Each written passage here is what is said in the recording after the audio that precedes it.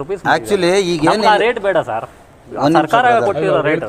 ಈಗ ನೋಡಿ ಈಗ ಮುಖ್ಯ ಉದ್ದೇಶ ನಂದೊಂದು ರಿಕ್ವೆಸ್ಟ್ ಏನು ಅಂದರೆ ಅಥವಾ ಸಲಹೆ ಏನು ಅಂದರೆ ನಂಗೆ ಬೇಕಾಗಿರೋದು, ಈ ರೆಗ್ಯುಲೇಟ್ರಲ್ಲಿ ನಾನು ಅಂದರೆ ಮಾತಾಡ್ಕೊಂಡು ಹೋದ್ರೂ ಕೂಡ ನಾನು ತಗೊಂಡು ಹೋಗ್ಬೋದು, ಆದರೆ ಇದ್ರ ಮೇಲೆ ತಗೊಳ್ಳಂಗಿಲ್ಲ ನಾನು ಜನಗಳ ಹತ್ರ ಅಲ್ವಾ.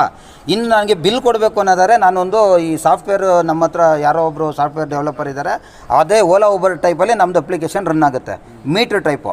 ನಾವೀಗ ಇಲ್ಲಿಂದ ನಾವು ಎಲ್ಲಿಗಾರು ಹೋಗಲಿ, ನೀವು ಯಾವುದೋ ಒಂದು ಡೆಸ್ಟಿನೇಷನ್ ಹೇಳ್ತೀರಾ ಅಂತ ಇಟ್ಕೊಳ್ಳಿ, ಈಗ ಏರ್ಪೋರ್ಟ್ ಆಗ್ಬೋದು ಎಲ್ಲಾರು ಹೋಗ್ಬೋದು, ಪರ್ ಕಿಲೋಮೀಟ್ರಿಗೆ 24 ರೂಪೀಸ್ ಚಾರ್ಜ್ ಆಗುತ್ತೆ, ಇದ್ರ ಪ್ರಕಾರನೇ ಬರುತ್ತೆ. ಸೊ ಅದನ್ನೇ ನಾವು ಇದನ್ನ ನೋಡಿ, ಇದೇ ಮೀಟರ್ ಟ್ಯಾಕ್ಸಿ ಅಂತೇಳಿ ಟೌನರ್ ಅಂತ, ಇದನ್ನ ಬಳಸ್ಕೊಂಡು ನಾವೇನು ಮಾಡ್ತೇವೆ, ಆಗಿದೆ ಸರ್, ಕೊಟ್ಟಿದ್ದಾರೆ ಅವ್ರ ಕಡೆಯಿಂದ ಅವರು ಲೈಸೆನ್ಸ್ ಕೊಡ್ತೇವೆ, ನೀವು ಆಪರೇಟ್ ಮಾಡಬಹುದು ಸರ್. ಅದು ಕಸ್ಟಮರ್ ಅಪ್ಲಿಕೇಶನ್ ಅಣ್ಣ, ಒಂದು ನಿಮಿಷ ಇರೋಣ.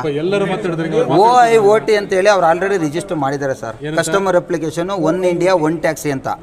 ಇದು ನಾನು ಮಾತಾಡ್ತಾ ಇರೋದೇನಂದ್ರೆ ಕೇಂದ್ರ ಸರ್ಕಾರಕ್ಕೆ ಬರ್ತಾ ಇದೆಯಲ್ಲ ಭಾರತ್ ಸರ್, ಅದು ಬರಲಿ. ಇದಕ್ಕೂ ವ್ಯತ್ಯಾಸ ಏನಿದೆ ಅಂದರೆ, ಇದರಲ್ಲಿ ನಾನೊಬ್ಬ ಒಬ್ಬ ಕ್ಯಾಬ್ ಡ್ರೈವರು ಬಿಸ್ನೆಸ್ ಮ್ಯಾನ್ ಆಗೋದಕ್ಕೆ ಅವಕಾಶ ಇದೆ.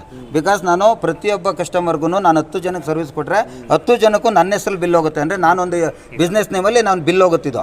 ಸೊ ಹಂಗಾಗಿ ಇದು ಜಸ್ಟ್ ಇದೇನು ಅಂದರೆ, ಇದು ಮೀಟ್ರ್ ಥರನೂ ವರ್ಕ್ ಆಗುತ್ತೆ, ಆನ್ಲೈನು ಕೂಡ ವರ್ಕ್ ಆಗುತ್ತೆ. ಈಗ ಯಾರೋ ಒಬ್ಬರು ಕಸ್ಟಮರ್ ಬಂದರು ಅನ್ಕೊಳ್ಳಿ, ರ್ಯಾಪಿಡೋದಲ್ಲೋ ಓಲಾದಲ್ಲೋ ಬುಕ್ಕಿಂಗ್ ಕಸ್ಟಮರ್ ತಗೊತೀವಿ ನಾವು, ಅದು ರೇಟ್ ಕಡಿಮೆ ಬರುತ್ತೆ, ಈಗ ತೋರಿಸೋದವಲ್ಲ ಆ ಥರ.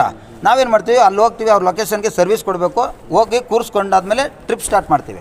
ಇದನ್ನು ಟ್ರಿಪ್ಪನ್ನು ಹಿಂಗೆ ಸ್ಟಾರ್ಟ್ ಮಾಡಿಬಿಟ್ಟು ಅವ್ರದ್ದು OTP ಕರ್ಕೊಂಡು ಹೋಗ್ತೀವಿ. ಏನಕ್ಕೆ ಅಂದರೆ ಅವ್ರ ಕಸ್ಟಮರ್ ಅವ್ರನ್ನ ನಾವು ಕ್ಯಾನ್ಸಲ್ ಮಾಡ್ಕೊಂಡು ಹೋಗಬಾರ್ದು ಅನ್ನೋದು ಲೀಗಲ್ಗೆ. ಇಲ್ಲಿ ನೋಡಿ, ಇದು ಮೀಟ್ರ್ ಥರ ವರ್ಕ್ ಆಗುತ್ತೆ, ಗಾಡಿ ಎಷ್ಟು ಸ್ಪೀಡ್ ಹೋಗುತ್ತೆ ಆ ಸ್ಪೀಡ್ ಬರುತ್ತೆ, ಎಷ್ಟು ಕಿಲೋಮೀಟ್ರ್ ಓಡುತ್ತೆ, ಎಷ್ಟು ನಿಮಿಷ ಟೈಮ್ ಆಯಿತು ಎಲ್ಲ ಬರುತ್ತೆ ಸರ್. ಇದು ಟೌನರ್ ಅನ್ನೋ ಒಂದು ಕಂಪ್ನಿ ಮೀಟ್ರ್ ಅಪ್ಲಿಕೇಶನ್, ನಾವು ಅದನ್ನು ದುಡ್ಡು ಕೊಟ್ಟು ಪರ್ಚೇಸ್ ಮಾಡ್ಕೊಂಡಿದ್ದೀವಿ ಸಾಫ್ಟ್ವೇರ್ನ.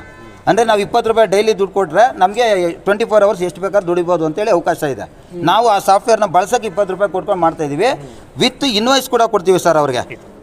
ಇಲ್ಲಿದೆ ನೋಡಿ, ಈ ಥರ ಇನ್ವಾಯ್ಸ್ ಬರುತ್ತೆ ಸರ್. ಅದು ಜನಗಳಿಗೆ ನಾವು ಇನ್ವಾಯ್ಸ್ನ ಕೊಟ್ಟು ನಾವು ಸರ್ವಿಸ್ನ ಕೊಡ್ತಾಯಿದ್ದೀವಿ. ನಾವು ಎಲ್ಲೂ ಕೂಡ ನಾವು ಅವ್ರ ಹತ್ರ ಎಕ್ಸ್ಟ್ರಾ ಕೇಳ್ತಾ ಇಲ್ಲ. ಈಗ ಕಂಪ್ಲೇಂಟ್ ಏನಿದೆ ಅಂದರೆ ಆಟೋ ಡ್ರೈವರ್ಗಳು ಮಾಡಿ ಅವರಿಗೆ, ಅವರು ನೀವು ಸೇರ್ಕೊಂಡು ಒಂದು ಅಪ್ಲಿಕೇಶನ್ ಕೊಡಿ, ನಮಗೆ ಅಗ್ರಿಗೇಟರ್ ಲೈಸೆನ್ಸ್ ಕೊಡ್ತೇವೆ, ಸರಿ ಆಪರೇಟ್ ಮಾಡಬಹುದು. ಅದೇ ಈಗ ಅಗ್ರಿಗೇಟರ್ ಲೈಸೆನ್ಸ್ ಕರೆಕ್ಟ್, ಅಗ್ರಿಗೇಟರ್ ಲೈಸೆನ್ಸ್ಗೆ ನಿಮ್ದು ಇರೋದು 100 ಗಾಡಿಗಳು ಮಿನಿಮಮ್ ಬೇಕು ಅಂತ ಕೇಳ್ತೀರಾ? ಇಲ್ಲ, ಇದಿವೆ ಜಾಸ್ತಿ ಇದಿವೆ. ಇಲ್ಲಿ ನೋಡಿ, ಇಲ್ಲಿರೋದು ಅದನ್ನು ಕೂಡ ಓದ್ಕೊಂಡು ಬಂದಿದ್ದೀನಿ. ಡ್ರೈವರ್ ನೋಡಿ, ಕ್ವಾಲಿಫಿಕೇಶನ್ 2 ವರ್ಷ ಇರಬೇಕು ಮಿನಿಮಮ್ ಕರ್ನಾಟಕದಲ್ಲಿ ಅಂತಾರೆ, 2 ವರ್ಷ ಡ್ರೈವಿಂಗ್ ಎಕ್ಸ್ಪೀರಿಯನ್ಸ್ ಇರಬೇಕು ಅಂತಾರೆ. ನಮಗಿದೆ ಊಬರು ಕೆಲವೊಂದು ಫ್ಲೀಟ್ಗಳಿದಾವಲ್ಲ ಸರ್, ಹಿಂದಿಯವ್ರನ್ನೆಲ್ಲ ಕರ್ಕೊಂಡ್ಬಂದ್ಬಿಟ್ಟು ಈಗ ನಿನ್ನೆ ಕರ್ಕೊಂಬರ್ತಾರೆ, ಇವತ್ತು DL ಕೊಡ್ತಾರೆ, ಅದು ಫೇಕ್ ಡಾಕ್ಯುಮೆಂಟ್ಸ್ಗಳನ್ನ ಕೊಟ್ಟು. ಇದ್ರದ್ದು ಕೂಡ ದೊಡ್ಡ ದಂಧೆ ನಡೀತಾ ಇದ್ದಾವೆ. ಇದನ್ನು ನಾವು RTIಗೆ ಹಾಕ್ಬಿಟ್ಟು ನಾನು ಡೀಟೇಲ್ಸ್ ತಂದಿದ್ದೆ.